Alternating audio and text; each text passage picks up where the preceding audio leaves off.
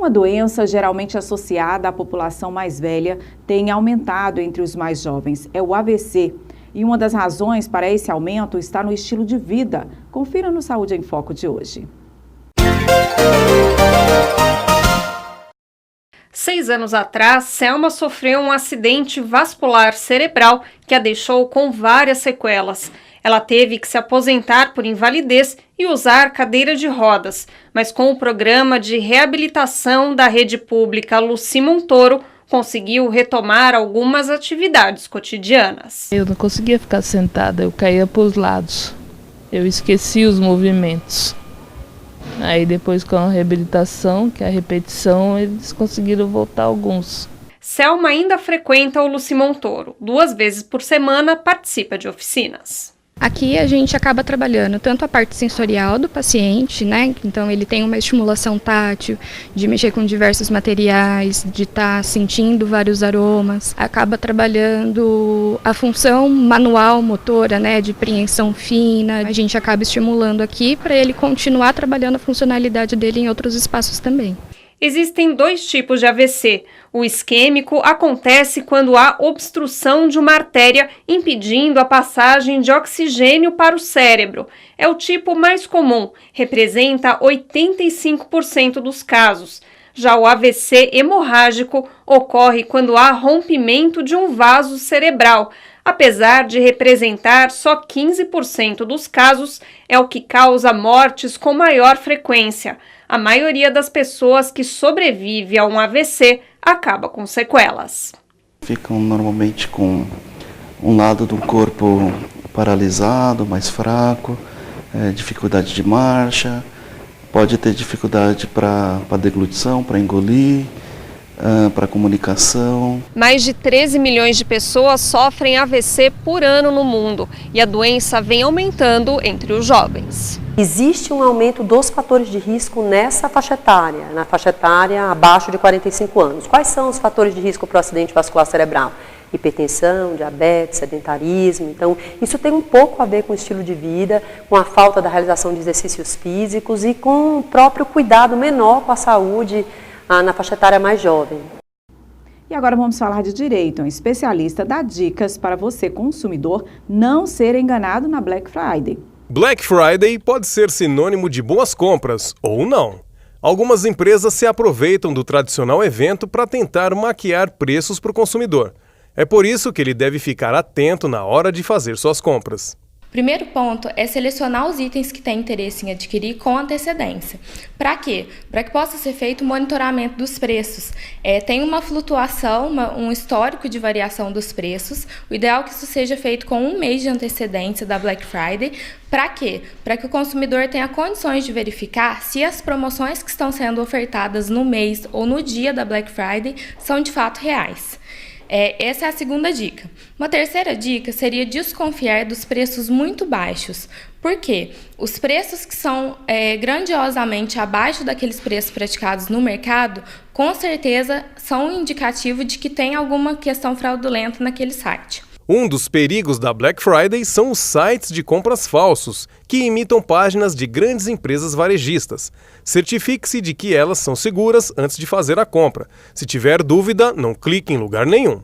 A gente deve verificar se o site é confiável. Como que a gente pode fazer isso?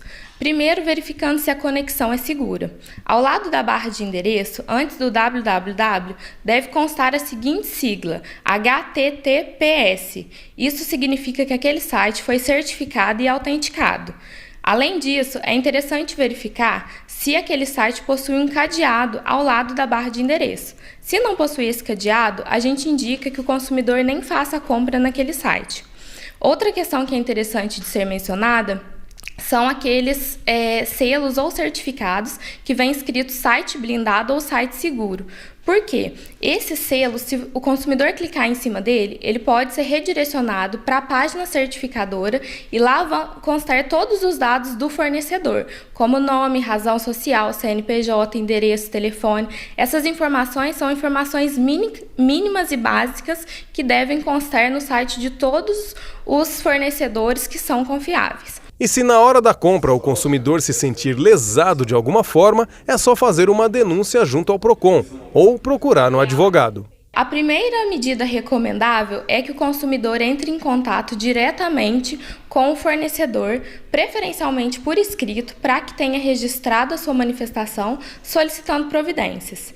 Em caso de ausência ou de resposta negativa, o consumidor pode e deve procurar um órgão de defesa do consumidor, como, por exemplo, o Procon de sua cidade.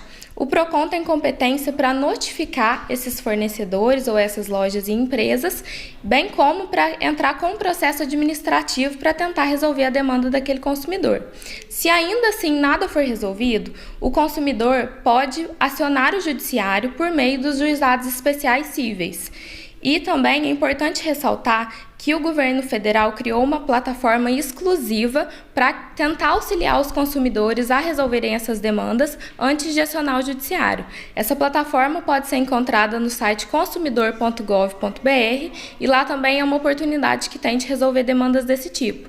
Mas é interessante salientar que o mais importante é que o consumidor sempre tenha em mãos número de protocolo, prints, fotos de tela para comprovar o seu direito ou a sua reclamação. E nunca deixar de procurar o Procon, até mesmo para que os dados da Black Friday possam ser levantados e para que providências sejam tomadas para a Black Friday do ano seguinte. Anote aí as dicas, hein? Um acordo firmado nesta semana entre líderes partidários da Assembleia Legislativa de Minas Gerais deverá garantir a aprovação do projeto do governo que prevê a negociação antecipada de créditos da Codemig. Entre os objetivos está garantir dinheiro em caixa para o 13º salário dos funcionários públicos. A decisão dos líderes das bancadas foi anunciada em entrevista coletiva na tarde desta segunda-feira. O presidente da Assembleia, deputado Agostinho Patrus, defendeu a articulação entre governo e oposição. Chegamos a um entendimento conjunto para que não haja nenhuma obstrução, para que os projetos possam seguir o seu trâmite com celeridade, mas, acima de tudo, levando em consideração o aperfeiçoamento por qual eles devem passar na casa. E é assim, votando de forma unida, de forma conjunta, que nós esperamos dar a contribuição do Poder Legislativo para o enfrentamento da crise em nosso Estado. Os deputados anunciaram que pretendem aprovar, até o final deste ano, alguns projetos enviados pelo governo, com destaque para o que propõe a antecipação dos recebíveis que a Codemig tem direito, por causa da extração do nióbio. O governo anunciou que com isso conseguiria garantir o pagamento do 13º salário dos servidores ainda este ano. O governo ele tem um caixa que pode ser substituído, aí a preferência daquilo que ele vai pagar. E nesse caso, tendo a aprovação, a concordância da Assembleia Legislativa, ele pode usar esse recurso e depois ser substituído. O líder da minoria, deputado Ulisses Gomes, pontuou que o governo ainda precisa prestar esclarecimentos sobre o projeto. Mesmo com o anúncio de garantia de aprovação, o projeto ainda vai tramitar nas comissões e deve receber emendas. A gente espera ter informações, se não os documentos, mas informações que dê garantia da votação aqui, e essa garantia seja, sobretudo, algo registrado no projeto para que esse recurso, ao chegar, seja garantido aos servidores, porque nem isso há essa garantia, né, que esse recurso será aos servidores. Então, na verdade, a nossa expectativa é que tenhamos as respostas.